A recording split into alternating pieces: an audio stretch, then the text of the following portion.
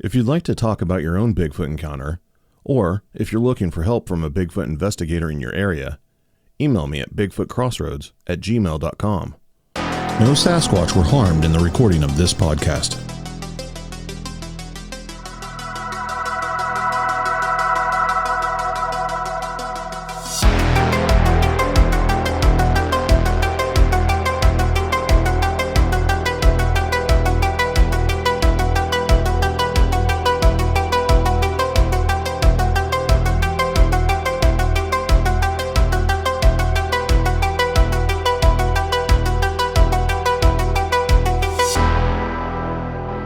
This is Bigfoot Crossroads. I'm Matt, and I am joined by my guest, Tyler Howell of Florida. Let's just get right into it, man. So take us back. You're a young teenage boy deer hunting in southern Alabama. Yeah, southeast Alabama. So it was right outside of a small town called Union Springs. And it was back in a point in time where you could lease prime deer hunting land from somebody on a firm handshake. Mm-hmm. It was just different. These times are different now. You won't find hunting land like that anywhere. But anyways, so it's a big chunk of land, and I'm pretty much sitting right in the middle of it. And it is a good ways from any house. I mean, it's maybe 3 miles maybe to the nearest burning light bulb. I mean, it's out there. Mm-hmm. Well, I was sitting in some planted pines, and I'm about 30, maybe 40 feet up a pine tree in a climbing tree stand.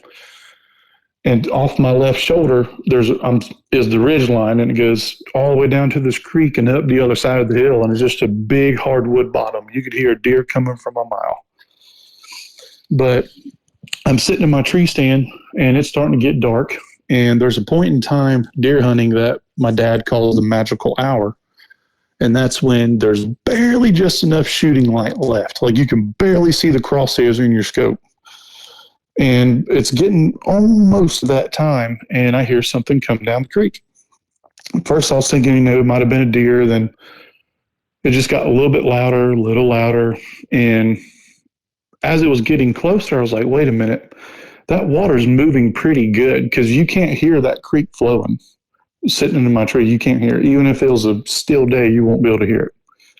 And the water that it was being moved, I described to people like, imagine if you're belly high in some water at the beach and you got to get to the hill real quick. You're going to pump your legs. You're going to, move that water. It's going to make noise. Yeah. That's what it sounded like. Just that swoosh, swoosh, swoosh. Yes. Like it literally sounded like legs just pumping through this water. I'm like, dude, what is happening? And as it gets closer and closer and closer, it's getting louder. At this point in time, I see something. And it just looked like a big man, and it was dark colored. That's because the amount of light that was left, it was almost dark. So all I could see was just a silhouette of something large and dark working its way through that creek and up the hill to the ridge line. It just looked like a big man. And I knew it wasn't my dad, because, from deer hunting my whole life and sitting in tree stands with my dad walking through the woods, I'm pretty good at gauging height. I've hunted on public land too my whole life here where I live, and I always see people walking through the woods that I'm sitting in a tree stand. So I'm pretty good at gauging roughly the size of it, man, and it was just massive. Now, was it down in the creek whenever you saw it still? When I first seen it, it was in the creek. It came out of the creek and started working his way up the hill to the ridge line into those planted pines that I was sitting in. So I would assume that if it was down in a creek, it had to be pretty good size for you to be able to see it. Oh yeah. Well, I mean, that creek though, I mean, it's not very deep. Like there's a couple holes in it, that I could go jump in. Yeah. And it'd probably come up to my chest maybe. But for the most part, it's about a little above my belly button, I guess. I mean, I'm 6'4", so I mean but yeah, there's some deep holes in that creek, and I've sunk a 4-wheeler in it. Well, yeah, he was just pumping through that creek. Whenever you saw it come up out of the creek, were you able to get a good view of it, like the full size of it and everything? I mean, he was probably let me think here, 65 yards maybe from where I was sitting, 70 yards tops. So, I mean, it was hard really to gauge, I guess, but I could tell it was much bigger. Just from looking at it from that distance, I was like, man, that's a big man. You know what I mean? Mm-hmm. Like, that's the only way I can really describe it is. Did you ever put your scope on it? No, I just sat there and watched it, man. It was brief. It was maybe, I'd say, a minute and a half tops. Did it ever give any indication that it knew you were there? Absolutely not. It's like he had his mind made up and he was headed somewhere. But yeah, he didn't. I don't think he caught wind of me because the wind was coming from my back and it was going the direction he was going. So there's no way he could smell me. Now, typically, I don't know the exact setup you had at that location, but a lot of times hunters will set up. Deer tend to follow the same routes in and out of an area. You know, they move out at one time of the day and come back at another time of the day. Was this thing coming from a direction that might lead you to believe it was following the deer path? Oh, yeah. He was right on a game trail, man. That's why I was sitting on that ridge line, because those deer will come slipping down that creek during the middle of the day and they'll go up into them pines because it's thick in there and they'll bed down in the evening. So, I mean, I was sitting in the same tree that I killed a buck in the year before. Oh, wow. The fact that I can remember which tree it is in the middle of a 1,000-acre plot. Yeah. Never any indication that something out of the ordinary was hanging out there before then? Never. Nope. I felt more comfortable sitting up in that tree stand alone in the middle of nowhere than I would being in the middle of the city. So after this thing walks off and gets out of view, what do you do? So at this point in time, I'm sitting there. After he gets out of view, it's almost pretty much dark. I could barely see the ground. And I'm like, holy shit, you know, I got to get down out of my tree. Excuse the language. But at that point in time, though, I wasn't thinking Bigfoot. I wasn't, you know, thinking anything like that. I didn't believe in anything like that. I seen all the stuff on TV, growing up on the History Channel, but I was like, nah, come on, man. I've been in the woods my whole entire life.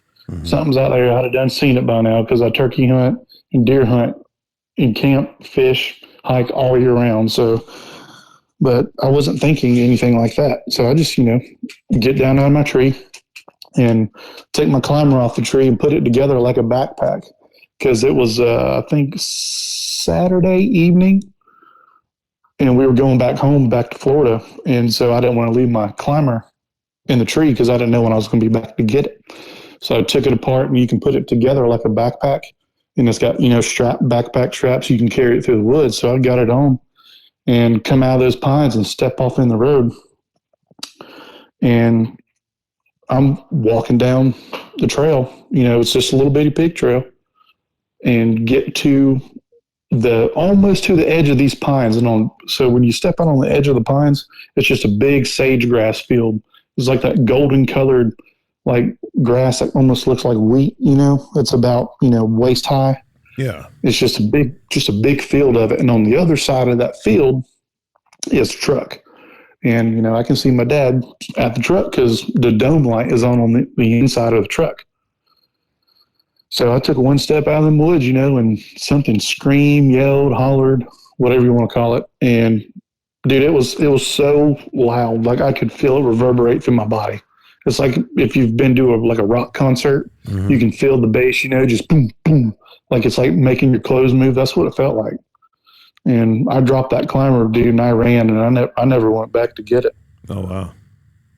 Yeah. What'd you say to your dad when you got to the truck? Well, first thing, you know, I got out of the truck, I was wide-eyed, and he was like, what's the matter? I said, did you hear that? And he said, yeah. I was like, what do you think that was? He's like, oh, it could have been a dog or something. You know, he didn't think much of it. And to this day, he doesn't think it was nothing, you know. Every time I try to talk about it with him, he's like, hogwash, you know. Yeah. Which makes me wonder, did he actually see something a long time ago and not want to relive it and talk about it and just forget it? Or what? Because he hunts just as much as I do. And I assume hunted the same area as that for quite a while. Oh yeah. Oh yeah. Pretty much most of my childhood into my teenage years. And also here at home on the public land, where he bow hunts at, there has been numerous reports of these things messing with hunters out there. I've been spending a lot of time out there. Before you got to the edge of the field and heard the scream, the vocalization, after you got down out of the tree and packed up and everything, did you feel nervous or afraid at any point in time during this whole encounter until the scream? Not at all. I felt like it was just a normal night getting out of the woods, and it just looked like, in my head, I was like, that was just somebody walking through the woods, who could have got lost, could have been a homeless guy, whatever. Mm-hmm. And, I didn't think much of it. It was just like another night getting out of my tree, going back to the truck. I mean, I did find it odd that somebody come walking through there, because I'm on private land versus public land. Right. So I did find that odd, but I just kind of just shook it off like it was nothing. Just kept going. Did you make a mental connection between the scream and what you had seen? No, I didn't. It's almost like, I'm trying to think of the best way to put this. It's almost like I phased out for like a brief second. Like, I don't know. I didn't know for a brief second, I didn't know whether to stay there or run. Huh. Yeah, it was weird, man. I don't know if it's just because of how loud it was and how much I felt it go through my body. Like I was just kind of like shook a little bit. I don't know. That's really interesting. I mean, we'll get more into this, but as time went on and you got older, you started investigating this stuff out in the field. And I'm sure that you're familiar with a lot of the various theories out there, including infrasound. And no, I believe that's a real thing. Tigers use it to kind of stun their prey in place, to make them easier to get. And it kind of sounds like that's what you experienced. I've thought about that over the years, but I wasn't sure because, dude, it was so long ago, man. I mean, I still remember everything that happened, and how I felt, but it's just, I don't know if I could just go back in time to like relive the feeling that happened that brief second. Mm-hmm. I'd like to know. I was going to say, you're what, only like 14 at the time? 13. 13? Jeez. Yeah. I mean, that's a lot to process for a 13-year-old boy. Yeah. Yeah. But I just, I kind of just wrote it off. I didn't hunt like the next year or two after that. I came up with excuses to not, go hunting because just the scream, the yell is what really screwed me up. I mean, I still hear it in my sleep sometimes. Jeez. Yeah, I'll carry that with me the rest of my life. I'll never forget it. But yeah, it took me a little bit to get back to where I was comfortable being in the woods again. I will tell you this though, I'm not a fan of being in the woods at night unarmed anymore. Yeah. But I mean, given everything I've got, I mean, it'd only be for protection purposes only. Like I would never like try to kill one of these things. I'm completely against it. But if it was like me or it, I'm going to go out guns blazing. Yeah, man. All bets are off then. Yeah. So when did you decide to like start actively pursuing these things?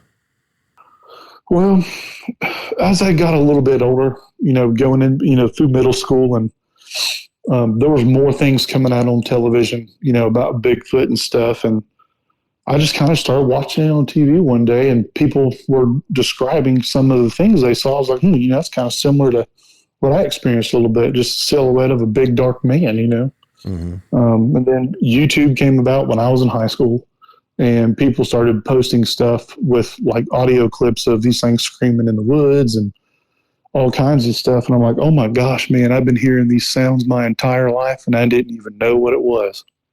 And that's when everything clicked, and came a whole piece. Because over my years growing up with my dad, I would always tell my dad, I heard something in the woods. It didn't sound right. That was odd. Or it just didn't sound normal, or it was something I've never heard before. And he would just be like, woods play tricks on you. That is interesting about how he just kind of continues to, brush it off as nothing. Yeah, I know. But I don't poke at him about it. Right. We actually spoke on the phone today, and he asked me, how my Bigfoot stuff was going. And I was like, damn, he's actually wants to know what's going on. So, yeah, I told him what was going on and told him there's a lady's house not far from here. I've been working her property now for a couple of weeks, and she's got stuff going on up there. You ended up getting some pretty interesting video. Yeah. That you posted. Would you mind talking about that a little bit? Yeah, for sure. So at this point in time in my life, I was married. I had a 5-year-old son, 5 going on 6 at this point in time. And I was managing a restaurant on the beach. So it was a very busy restaurant. I barely had time off. And my days off were in the middle of the week. I never could have weekends off. So I'd, get up, take him to school, and I'd go to the woods all day and hike, whatever, because I didn't have time to hunt anymore. So I picked up hiking. And, I was coming out of the woods one day, middle of the week. I think it was a Wednesday afternoon, probably around like 1:30ish, 2 o'clock. And I'm coming out of the woods, and there's a big power line, and it goes all the way to the river. If you literally park the truck and walk down this huge power line, it's just a clear cut. You'll run right off. You'll literally walk into Shoal River. So I pulled up there, and I'm sitting there, rolled the windows down, turned the car off. It's a little chilly, but I prefer the cold weather because I got my big jacket on. I got the windows down. Wind's blowing a little bit, and I see something come walking out of the woods. First, I thought it was somebody. Then I realized how dark colored it was, and I'm like, wait a minute. That's a little odd. And I looked down at my watch, and I think it was pushing almost 2 o'clock. I'm like, if someone's going to be out here deer hunting, they're going to be in their tree stand by now. And the wind's blowing like hell. No one's going to be bow hunting in this weather, and it's on a Wednesday afternoon. And if you're slipping through the woods, most hunters wear hunter's orange. And the archery area out here, you don't have to wear it bow hunting. But you figure they'd still wear it slipping through the woods at least, just to be smart. But I didn't think much of it, but it was still weighing heavily on my mind a little bit. And it started picking things up off the ground, like crawling around on its hands and knees. And I'm like, dude, what is this guy doing? But I started thinking about it. And as I'm sitting here watching, I'm like, man, people don't do that. That's not normal. And it got up and started walking again. And that's when I pulled up my phone and started recording. I was sitting in my driver's seat recording, had it zoomed all the way in. And I got out of the car and walked all the way to the gated cable in front of me, filming this thing. I've gotten so much backlash, like, why didn't you zoom in? Why didn't you zoom in? And I was zoomed all the way in on this iPhone 13 that I'm speaking on right now. He was 564 yards from where I was standing. But just the color of it, man, was just odd. And once it gets to the other side of the power line, I walk back to my car. First thing I do is I FaceTime my mom. And she's like, you look like you just seen a ghost. She's like, your face is sheet paper white. I said, Mom, I'm looking at something, but I don't know what I'm looking at. And it's looking at me. And at this point in time, it's literally on the edge of the tree line and has its hands reached out on each side around 2 small pine saplings. And it starts rocking back and forth. And you could see these pine saplings moving. I wish I'd have caught that on film, man. Oh, my gosh, I wish I could have. But I didn't think much of it. I had to leave to go get my kid. But, yeah, so I put that video up, and Matt Moneymaker from BFRO got a hold of me and asked me if I would start a YouTube channel. And I said, yeah, sure, why not? Never thought about it. So I did, and boom, it blew up. I'm almost at 40,000 views on YouTube with that video, and I've had numerous people reach out to me about that video, and I've met a lot of good people that are interested in the subject. It's good community. Doug Hychek took a look at it, didn't he? Yeah, he did. He told me to send it in to him. I reached out to my buddy Matt, and because he's sent stuff to Doug before, he was like, "Oh yeah, Doug is a cool guy." He's like, "Here's his contact info. Reach out to him. I'm sure he'll look at it." So he did, and his analysis is pretty interesting. The way he was able to actually inspect the image. It's very, very interesting how he talked about there's literally no head bob. I think he said everything was monochromatic. It was chocolate brown head to toe. He pulled hundreds of pixels.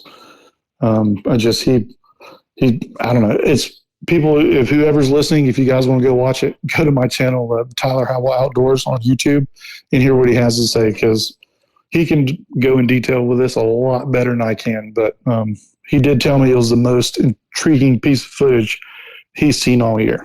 Yeah, it's definitely worth a look for sure. Like you said, it's over 500 yards away from you. You're using a phone. You're just holding the phone in your hand. So all those things come into play. But for as far away as this thing is, it's got to be pretty big. Oh, yeah. It's got some definite mass to it, and yeah. You can tell it's all one color. Yep. And, you said, 564 yards from where you were? Yeah, approximately 564 yards. So were you able to walk out there and find where it was in the video and everything? I didn't go out there that day because I had to leave to go pick up my son from the bus, but I did go out there not too long after and found some tracks all up and down that creek. I've got a picture of one of them on my phone because, once you get used to seeing them all the time, like I just quit taking pictures of them because it's almost like seeing deer sign on the ground. But there was a father and son from somewhere in Alabama that came down to where that video happened. I can't remember their names to save my life, but they went out there on that power line, I guess camped. Really? Didn't get a permit or nothing, just went out there and camped. Wow. In the middle of that power line, and they captured something on thermal, and you can clear as day see it's bipedal standing up and down. Huh. And he shot the video in two different spectrums, one where everything's white and the heat's black, and then the next one where everything's black and the heat's white. And it was pacing back and forth in the tree line on that video. And then he called me the next morning and told me that thing ran him out of the woods. Wow. It started like grunting at him and bellowing at him and throwing stuff at him, and him and his kid. Any idea what it was doing on its hands and knees? Man, I don't know. There's nothing out there to eat. Like, it's all like pretty rough stuff to walk on. I don't know what could have been doing. There's no like wild gooseberries that grow up and down that creek that I know of. I didn't see any down there, but also wasn't the time of year for them. It was wintertime. We talked, the first time about maybe it being like a field mouse or something, or yeah, right. Maybe it was going after bugs or something. There's really no telling, but it makes even less sense for a human to be doing it. Oh yeah, people don't do that. I've spent a lot of time in the woods, man, especially on public land, and I have never seen anybody get on their hands and knees, start crawling all over the ground. Yeah, that's weird. You talked about it swam back and forth between the trees, like it had its hand, like it was holding on to two saplings and rocking back and forth.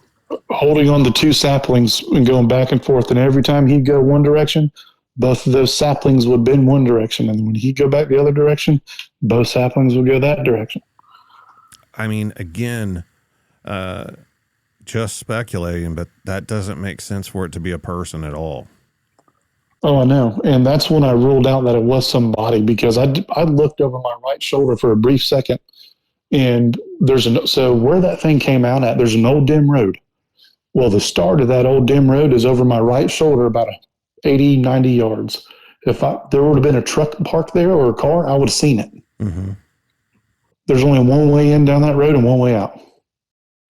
Yeah, that's strange, man. Definitely, if you're listening, go check it out on YouTube, Tyler Howell Outdoors. Yeah. So since then, what have you been up to? Man, just, doing investigations. people have, slowly but surely started reaching out to me, I guess, because I've been, posting stuff in a bunch of different group pages. If anyone has encounters or sightings or have experiences, please reach out. And it's gotten where now there's a couple local places that I've been kind of doing some research on, and there's definitely some stuff going on, especially up in Alabama. What kind of stuff are you experiencing? So there's a man up there. His name's Flat Rock. He lives in the middle of nowhere, but he's got a few of these things living on his property.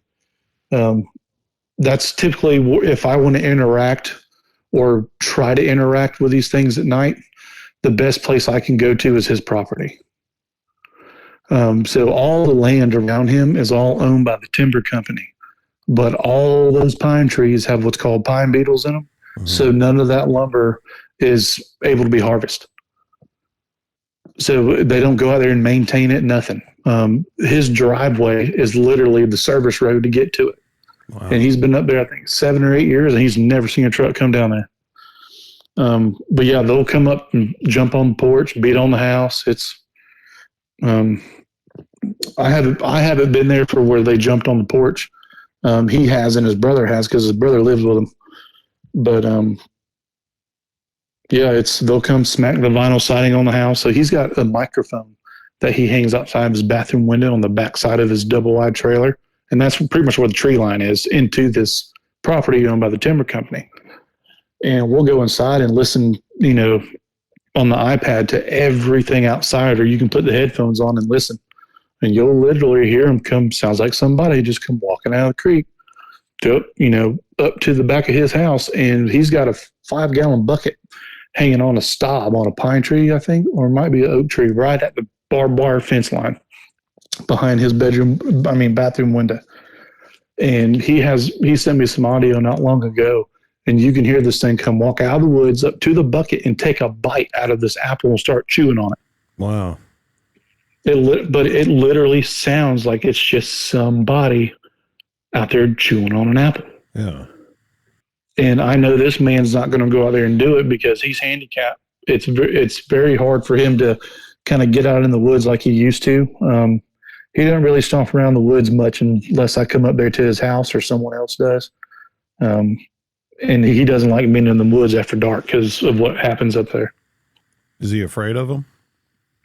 Oh, yeah. Yeah. When it starts getting to about the hour that these things are going to start getting active, he goes inside. I'll sit on the porch and he'll listen. He'll put the headphones on and listen to the iPad, and he'll tell me, like, hey, I hear something coming up, slipping around the back side of the house. Be looking.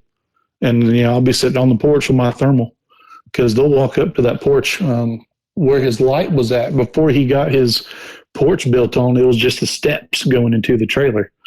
So we'd sit on the steps and, smoke a cigarette, and you could literally see their eye shine in the tree line because the tree line from his front door is maybe 20 steps.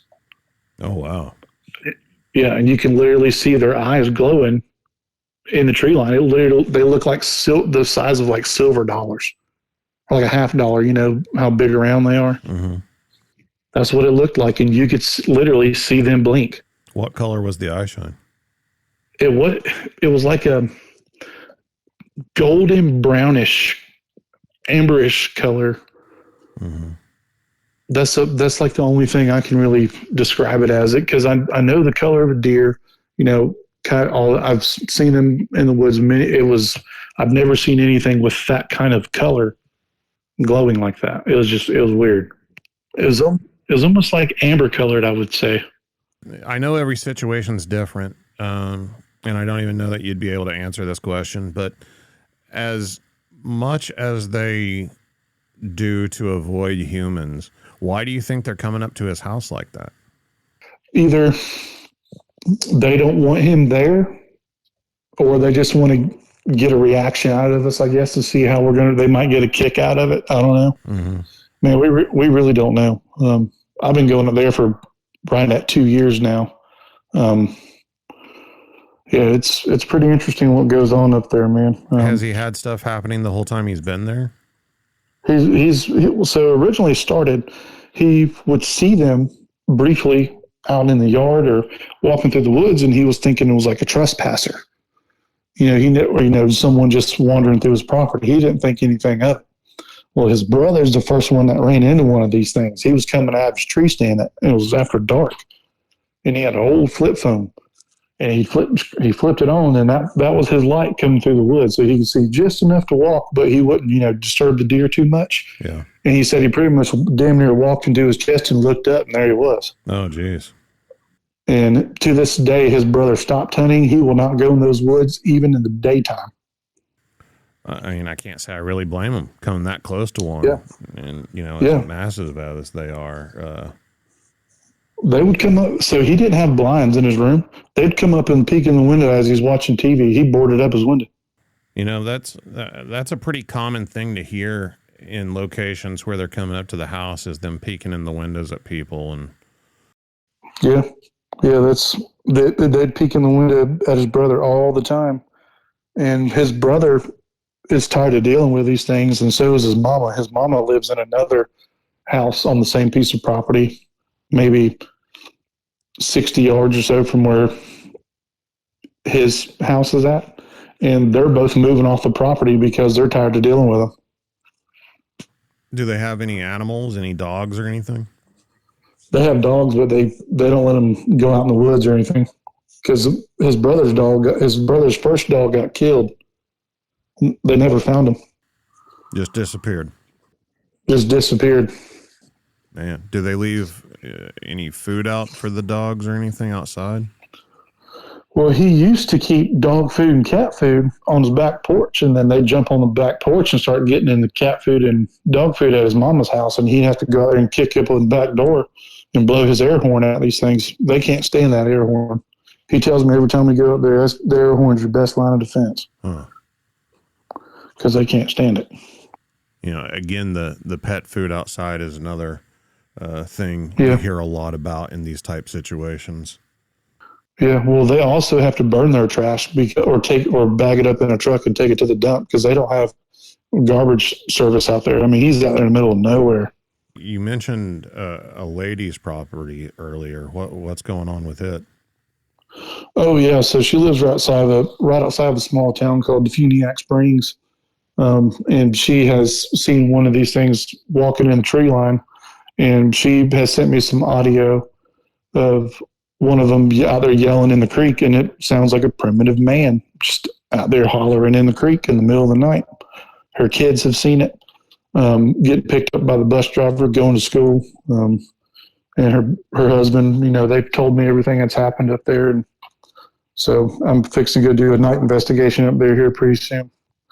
And then you've gone out with Stacy Brown Jr. Yeah. And a bunch of people. Have you had any experiences with him or anything? When we went to Osceola, I think it was Osceola, when I was with him, the first time I ever met up with him, I think we had some vocalizations at one point in time, but other than that, nothing really happened. And then we met up again and went to Mayaca. And went to the Crowley Nature Science Museum, and there's an old house that they have out there called the Tatum House. I think it was built in like 1892, 1893, something like that. Well, I mean, it's a haunted house. I was there, Connor Flynn, with Bigfoot Anon, and Matt with Supernatural. Yeah. And Matt with Supernatural Spectrum, he was there with us too, and captured some good audio. And I mean, yeah, it was a good time. And we had some skunk ape, I guess, activity happen while we were down there. Someone had acorns being thrown at their tent. It sounded like, we heard some kind of monkey chatter going out in the woods, but I don't know. I'm thinking that might have been two hoot owls going at it. It was just so hard to tell. Yeah. Mayaca, obviously famous for the skunk ape. Oh, yeah.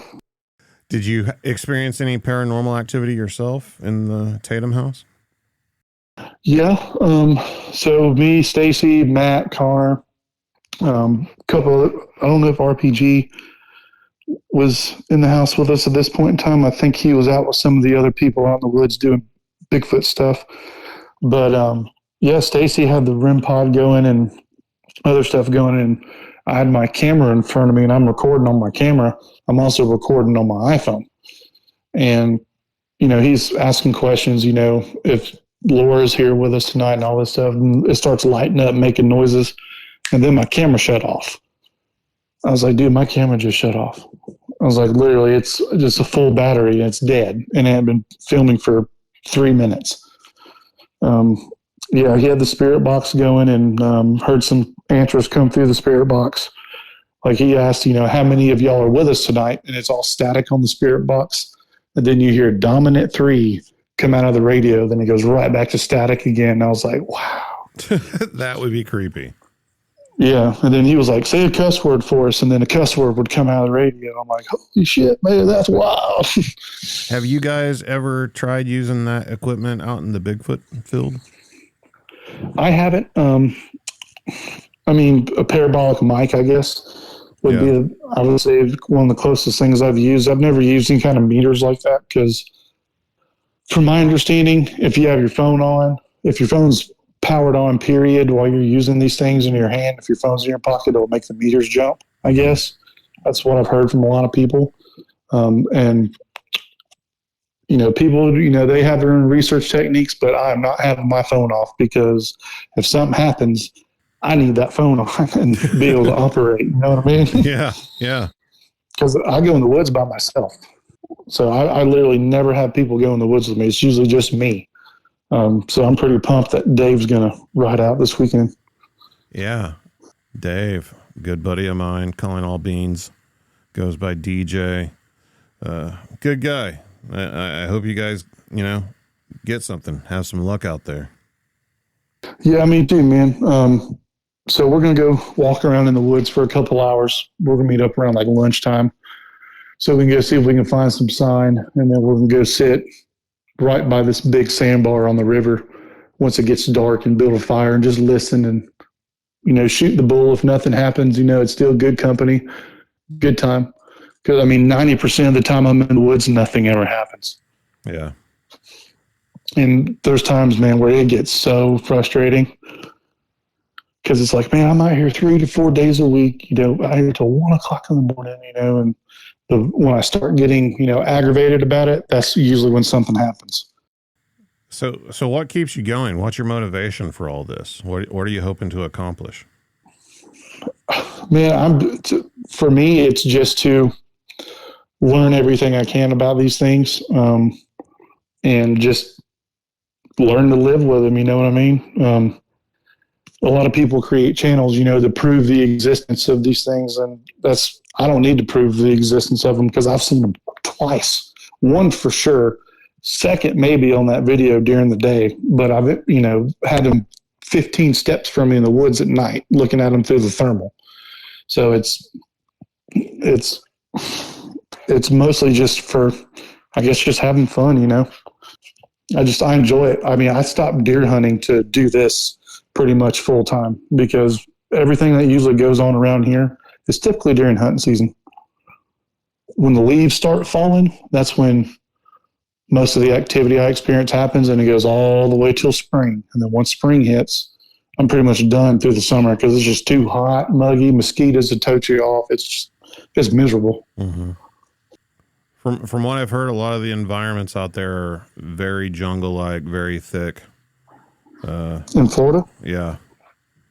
Up here in my neck of the woods is the complete opposite. Really? Oh, yeah. No, so when we were down in Mayaca, I don't know how many times I told Stacy as we're walking through the woods, I'm like, dude, there are vines in here that Tarzan could swing from. I think they used to film the old Tarzan series out there, actually. Dude, it's literally like you feel like you're walking around like in Jurassic Park, just from how the vegetation is. Up here, man, it's just pine trees and rolling hills. Do you think it's the same type critter in the two different areas, or do you think there's different types to these things? Man, to be honest, I really don't know. I believe there's different types of them because people report them in different shapes and sizes and colors all over the United States. Mm-hmm. You typically, down here, you don't hear about them being 10, 12 foot like you do up in Pacific Northwest, California, right. New England, like Down here, I mean, I wouldn't say they. I don't think they would get over 8 feet. That's just my opinion. Mm-hmm. I could be wrong. I'm no expert, but just from some of the things that's happened at nighttime and seeing their eyes shine for how reasonably close they are, I mean, I would say no bigger than 8 feet. But that's just my guess. And given some of the things that have happened up at that man's house in Alabama, we've been sitting there and they'll slap the vinyl siding in the house where his bedroom is, and where you hear the smack being hit, I mean, it's a pretty good ways up off the ground. Yeah. So I don't know. Where do you stand with the whole flesh and blood versus paranormal thing? I believe that there's two sides to every story. So, I mean, I believe it's flesh and blood. I believe if it can be killed, but I also believe that it might have some ability to do things that we don't quite understand. Because you hear the Native Americans talk about them having, supernatural. Some have supernatural powers, different abilities. I mean, it's just like, what are you going to do? Call all those Native Americans liars that have been living here for thousands of years? You know what I mean? Right. So it's like, I don't know. I believe they are flesh and blood. I do believe that they can be killed, but I also believe that they have abilities that we just don't understand. It's kind of where I'm at with it, man. To be honest, at this point anyway, I always tell people I can change my mind anytime I want, but right, yeah. I was flesh and blood for a long time, but now it's more like I've talked to so many different people and heard so many different stories, and a lot of those stories have striking similarities and little details that just run true across the board. And now I'm kind of like, well, why does it have to be one or the other? Why can't it be a combination of both and possibly other things that we don't even understand yet?